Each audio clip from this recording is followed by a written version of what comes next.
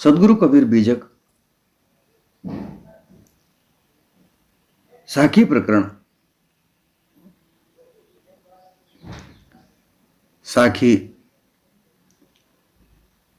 129।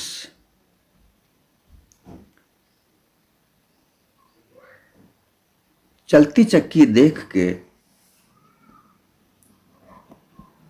मेरा नैना ना आया रोए,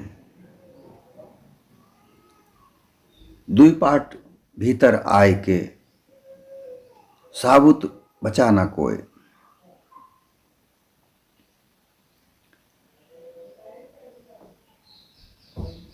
कबीर की ये साखी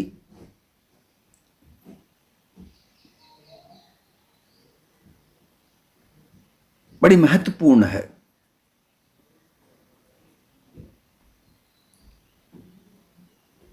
सदगुरु अपने लिए कोई बात नहीं कह रहे। इस साखी के भाव जो हैं वो समझने की आवश्यकता है, रहस्य को समझने की आवश्यकता है। देखिए, संत ऐसे होते हैं। संत के विचारों से ये जाना चाहिए, ये जानने की प्रयास करना चाहिए कि संत की रहनी है किसके लिए है, क्यों है और कैसी है।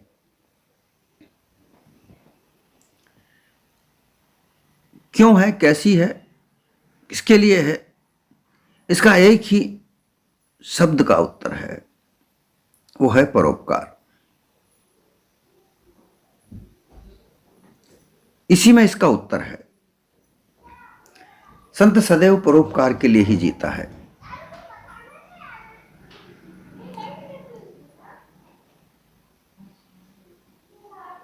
जो कभी अपने लिए कोई इच्छा नहीं रखता, सदैव संसार के लोगों के हित के लिए ही बात कहता है। जो कुछ करता है तो उनके लिए हित के लिए ही करता है, बोलता है तो हित के लिए ही बोलता है। संसार भर के लोग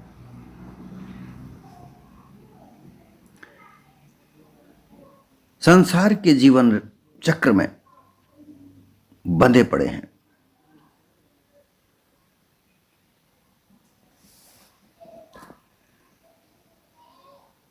कोई ना कोई किसी ना किसी परेशानी से बंधा पड़ा है, परेशान है, कोई सुखी नहीं है।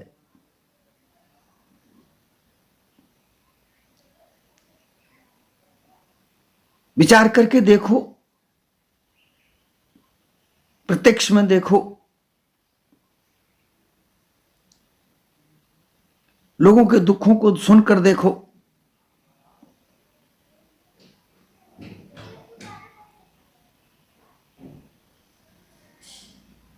जो गृह त्याग कर सन्यासी बनकर वन वन घूम रहे हैं वो भी दुखी हैं।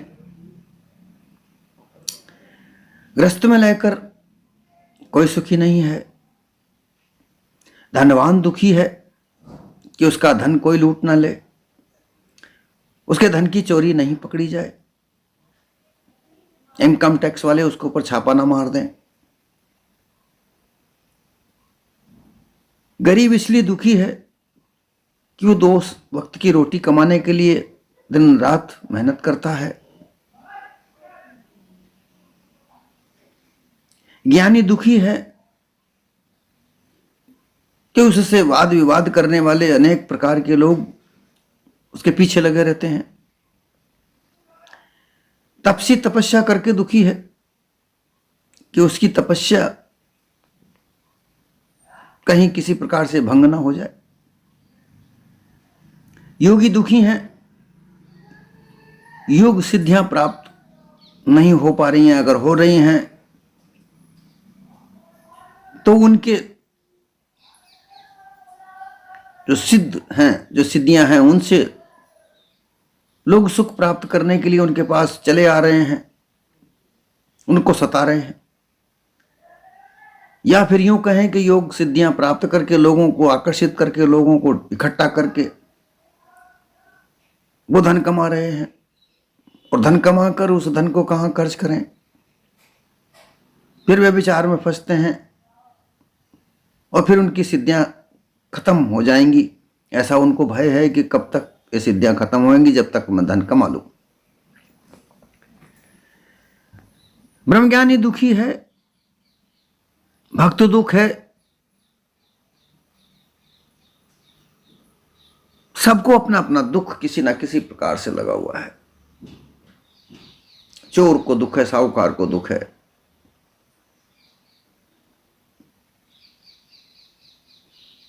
कोई भी इस संसार में आकर सुख नहीं देख रहा है।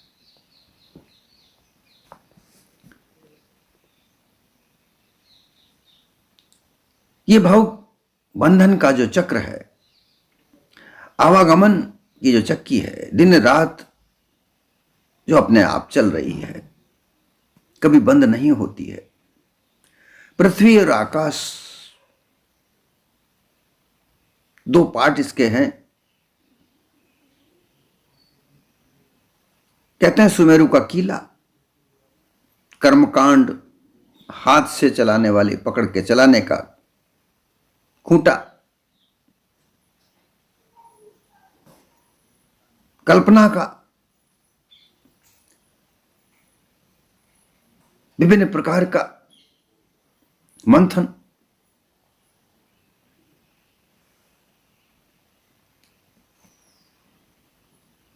विभिन्न प्रकार की कल्पनाओं के आधार पर जो संसार में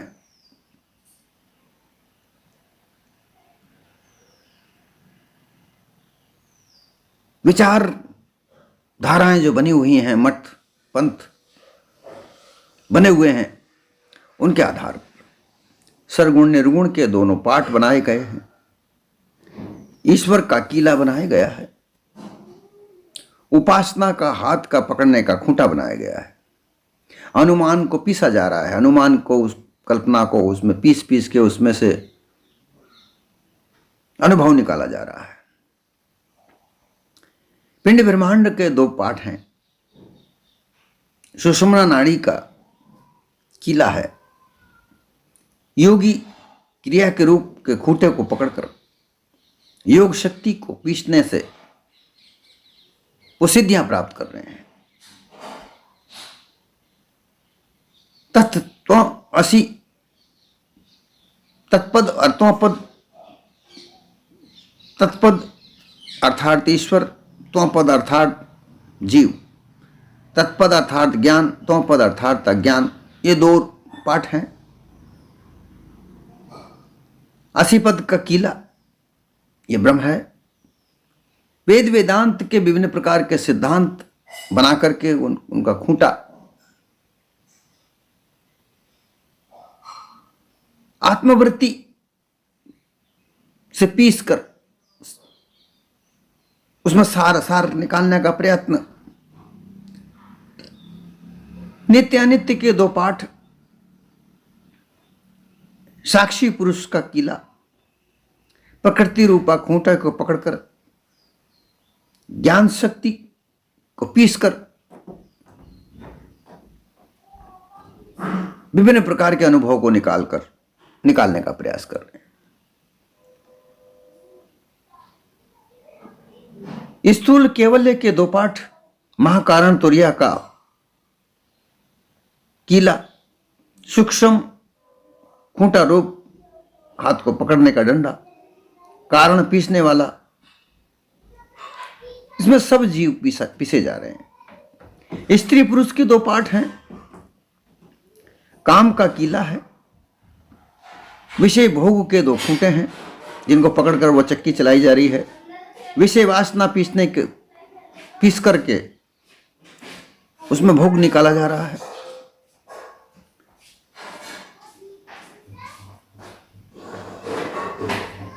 फिर संसार की चक्की में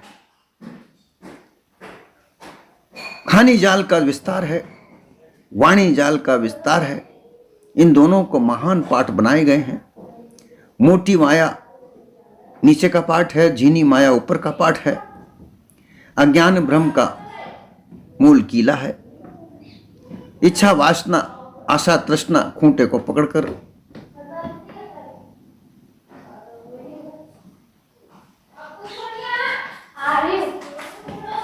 लोग चला रहे हैं मुक्ति को प्राप्त करने के लिए। इस प्रकार से सारे संसार के लोग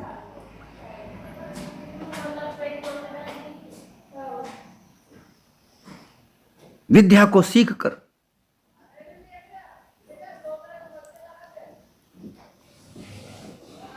उस विद्या की चक्की से, जिस विद्या में ऊपर नीचे के पाठ हैं, जो विद्या है, परा अपरा दो विद्या है, उस विद्या का अनुभव कीला है।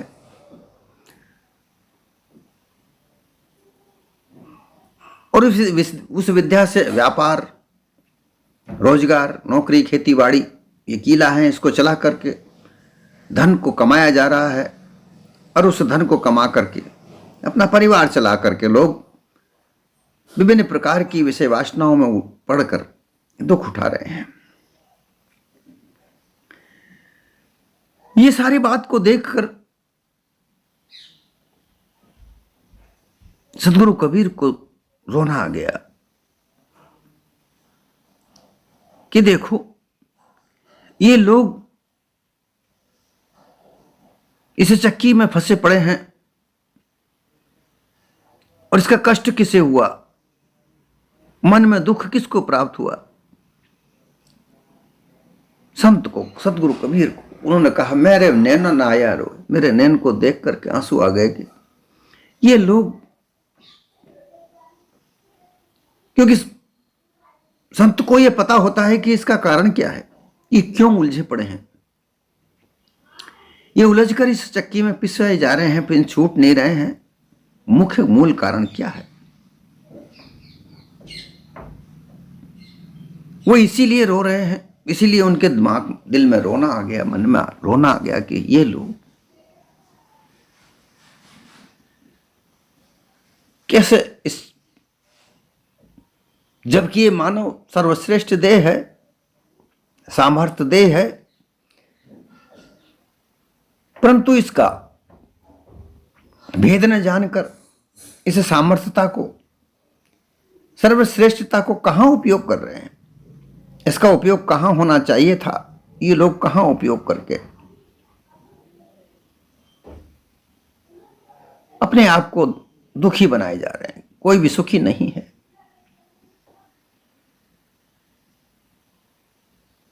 विचार करने वाली बात यह है कि जो ये लोग दुखी हैं तो वो काम, क्रोध, लोभ, मोह, आशा, तृष्णा, इनसे दुखी हैं। मानव सर्वश्रेष्ठ है, अपने आप को देखता है आईने में, जब वो देखता है सर्वश्रेष्ठ दिखता है, वो कहता मेरे जैसा सुंदर कौन है। स्त्री अपने आप को देखती है, वो कहती है मेरे जैसी सुंदर कौन है। स्त्रियों के फिर श्रृंगार करके और तरह तरह के श्रृंगारों को करके वो अपने आप को सर्वश्रेष्ठ, सबसे सुंदर दिखती है। इसी प्रकार से पुरुष भी अपनी आन बान शान के आधार पर सबसे सुंदर दिखता है और फिर वो संसार में सर्वश्रेष्ठ बनकर विचरण करते हैं, इस संसार के सर्वश्रेष्ठ सुखों को भोगने का प्रयास करते हैं और उस भोगने के प्रयास में एक दूसरे को छल कपट पाखंड, केवल अपना लाभ चाहिए, दूसरों की हानि हो जाए तो हो जाए, कोई बात नहीं है, फिर हमें लाभ होना चाहिए, हमें सुख मिलना चाहिए, दूसरों को दुख मिले या मिले, कुछ भी हो, इससे कोई कष्ट नहीं है।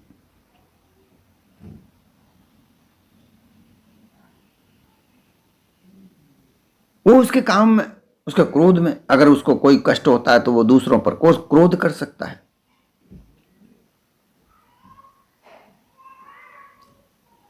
और बस इसी में एक दूसरे के दुश्मन बनते हैं, एक दूसरे के राग द्वेष उत्पन्न करके एक दूसरे के विरोध में खड़े होते हैं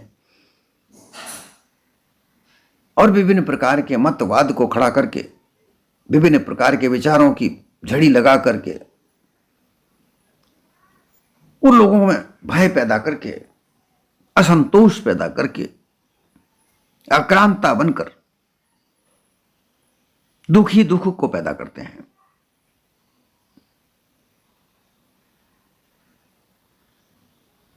अर्थात इनके सबके पीछे स्वार्थ फंसा है। हम अगर एक शब्द में इस दुख का कारण कहें तो वो है स्वार्थ।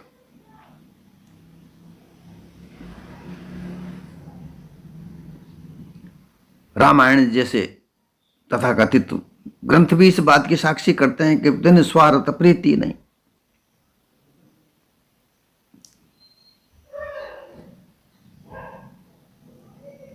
ये मानव स्वार्थ में ही जीता जा रहा है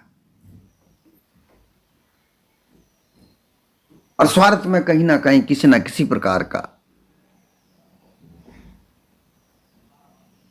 अनुराग भी जुड़ जाता है।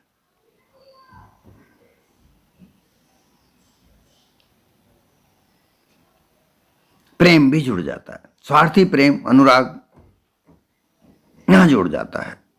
और फिर लोग बात कहते हैं कि प्रेम सबसे बड़ी चीज है। भाई, प्रेम सबसे जुड़ी चीज है, लेकिन प्रेम का जो स्वरूप है वो लोभ भी तो है, लालच भी तो है, मोह भी तो है। ये स्वार्थी प्रेम का स्वरूप है। मोह के द्वारा प्रेम किया जाए, लोभ लालच के द्वारा प्रेम किया जाए, अपने स्वार्थ को सिद्ध करने के लिए प्रेम किया जाए, अनुराग बढ़ाया जाए, तो यहां स्वार्थ है। स्वार्थ के आधार पर प्रेम करना, स्वार्थ के आधार पर अनुराग करना, स्वार्थ के आधार पर मोह करना, तो यहां तो बंधन ही है ना।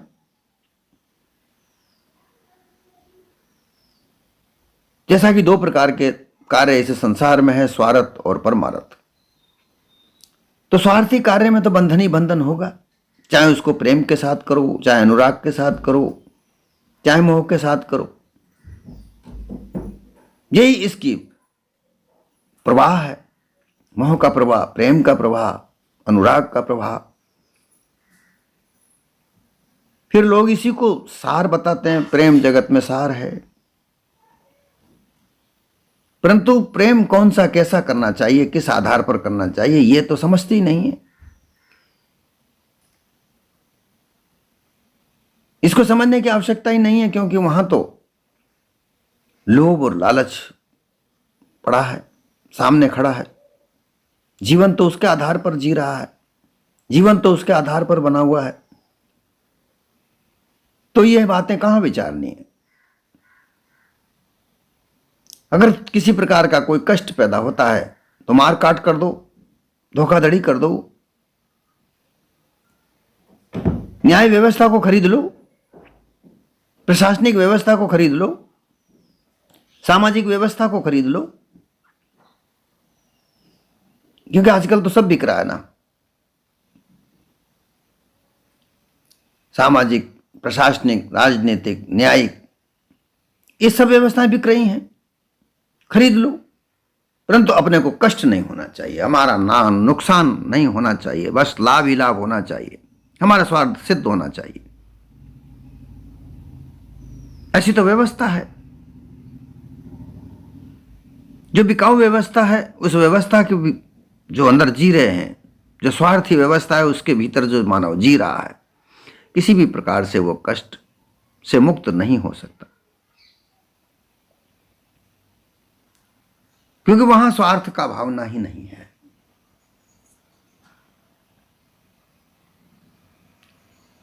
स्वार्थ की भावना के साथ ओतप्रेत होकर के वहां से जीवन, उसके अलावा कोई और जीवन है ही नहीं। परमार्थ की वहां गुंजाइश ही नहीं है। परमार्थ के साथ जीने के लिए स्वार्थ का त्याग होता है, और जब स्वार्थ का त्याग किया जाता है वहां वैराग धारण होता है, अर्थात विषय वासना से दूर हटना होता है।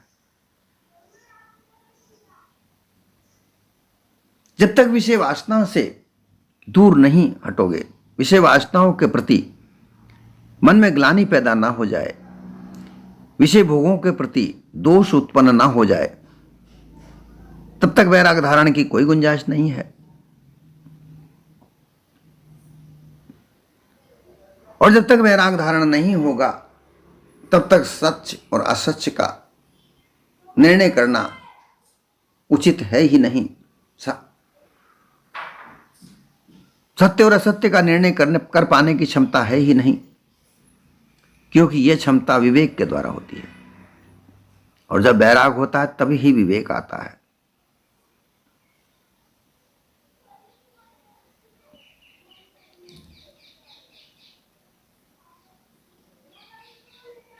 राग ही राग में तो जी रहे हैं। राग का मतलब है मोह। लगाओ, भोग में लगाओ। और भोग, काम, क्रोध, मद, लोभ, इनके साथ में अपने जीवन के सुख शांति को प्राप्त करना, सुख ऐश्वर्य को प्राप्त करना, सुख शांति नहीं, सुख ऐश्वर्य को प्राप्त करना। बड़ी से बड़ी सुखों की वस्तुओं को खरीदना, हड़पना, छीनना, यह स्वार्थी जीवन। तो स्वार्थी जीवन में जिस प्रकार के चक्कियों का निर्माण करते हैं, जो मैंने अभी बताया, इस दो पार्ट के बीच में विभिन्न प्रकार की जो चक्कियों के दो पार्ट होते हैं, चक्की के बिना दो पार्ट के चक्की नहीं बनती। फिर उस चक्की को एक कीले के आधार पर जोड़ा जाता है, फिर उसको ऊपर एक हत्था लगाकर घुमाया जाता है। आजकल तो इलेक्ट्रिक चक्कियां हैं, बिजली से चलाई जाती हैं, मोटर से चलाई जाती हैं। तरह तरह की विभिन्न प्रकार की चक्कियां छोटी बड़ी हैं, मसाले पीसने की, आटा पीसने की, कई तरह की चीज़ों को पीसने की वो चक्कियां हैं। वो चक्कियां को आधार पर ही लेकर के उसको सामान्य रूप से इस संसार से जोड़कर सदगुरु कबीर उस विचार को यहां पर रख रहे हैं कि ये संसार में दो प्रकार की पत्थरों की जो चक्की बनी हुई है, जो पार्ट बने हुए हैं, उन पार्ट में जैसा कि मैंने विभिन्न प्रकार के प्रकार बताए गए, इन चक्कियों में सभी लोग पिस रहे हैं, इनसे बाकी कोई नहीं बचा। कारण है स्वार्थ।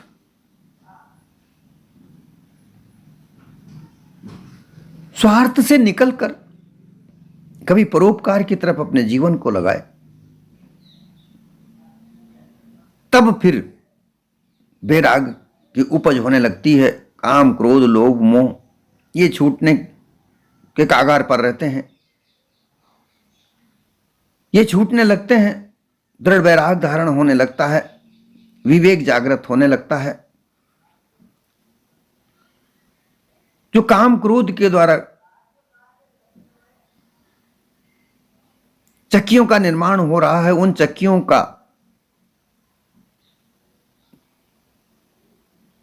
निर्माण होना बंद हो जाता है।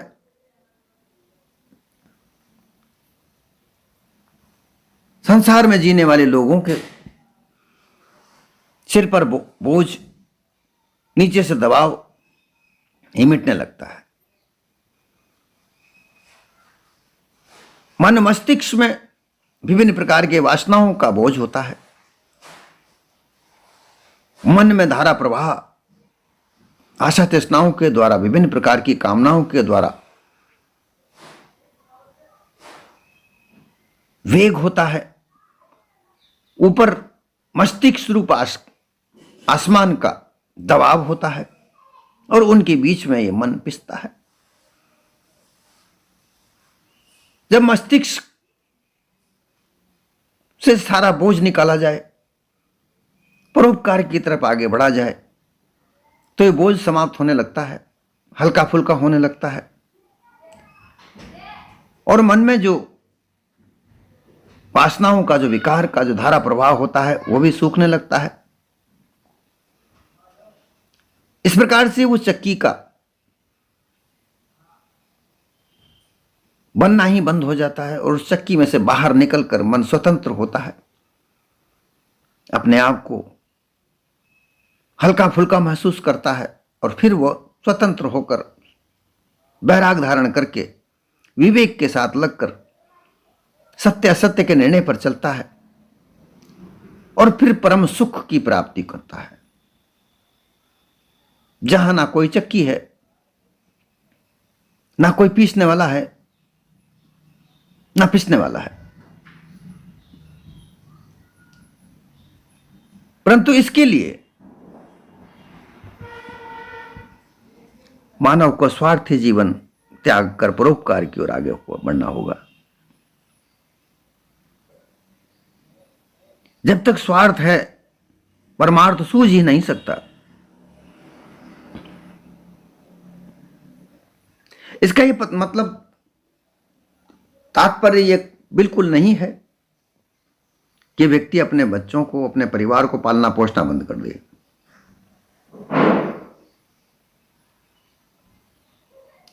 ऐसा बिल्कुल नहीं है।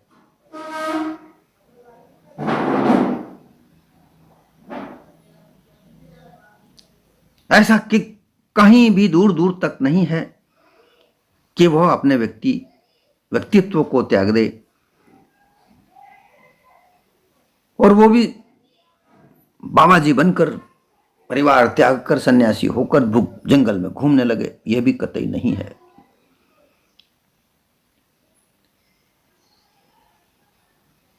यह मानव जीवन बड़ा उत्तम है, इसको पहचान करे, इसके आधार को समझे कि आखिर इस मानव जीवन को बनाया क्यों था, क्या बनना था, तुम क्या हो गए।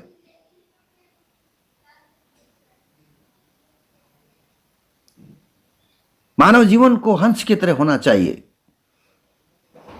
अर्थात जागृत होकर हंस रहनी को प्राप्त करके, अच्छे विचारों को प्राप्त करके, ऊंचे स्वभाव से रहे, ऊंचे विचारों के साथ रहे। इसमें छल, कपट, पाखंड, चोरी, झूठ बोलना, ये निम्न स्तर के विचारधाराओं का नाश हो जाए। ये सब निम्न विचारधाराएं हैं। उच्चता की विचारधारा हमेशा सच बोले, नेक नीति से अपने जीवन को बनाए, जहां विचार हो, जहां दया हो, जहां धैर्य हो और जहां परमार्थ हो, विवेक हो, वैराग हो, बोध स्वरूप होकर अपने जीवन का सर्वोच्चता के साथ अध्ययन करके, विचार करके उसके सार स्वरूप जीवनी को अपने आप में उतारे, ऐसी रहनी बनाए। और इस रहनी को करने के लिए किसी प्रकार की कोई परिवार घर त्याग कर, भेष धारण करके बाबा जी बनने की कोई आवश्यकता नहीं। वो घर में भी रह करके ऐसा कर सकता है, अपने परिवार के साथ में रहकर भी वो ऐसा कर सकता है। जो ऐसा रहस्य को सीख जाता है, वो इस चक्की से बच जाता है, निश्चित रूप से बच जाता है। आवागमन के चक्रव्यूह से वो बच जाता है।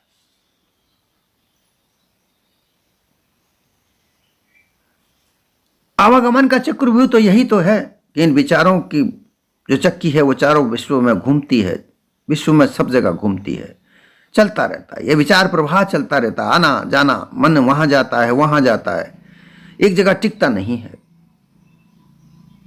आवागमन का चक्रव्यूह जब तुम परोपकार पर दृढ़ वैराग धारण करके विवेक पूर्ण अपने जीवन को हंस की तरह बनाओगे, अटल सत्य को प्राप्त कर जाओगे। वो अटल सत्य तुम्हारे पास ही है, तुम ही हो, तुम्हारे अलावा कोई और है ही नहीं।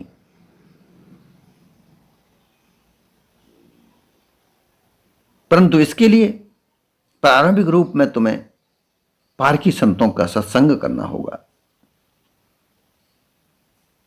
यह एक मार्ग है जिस मार्ग पर चलकर तुम इस रहनी को प्राप्त कर सकते हो। रहनी को प्राप्त कर उस रहनी पर अटल होकर अपने इस जीवन को यापन करने की ओर अग्रसर होते रहो। कभी तुम्हें किसी प्रकार की कोई चक्की नहीं सामने दिखेगी। आवागमन का चक्रव्यूह तुमसे कट जाएगा।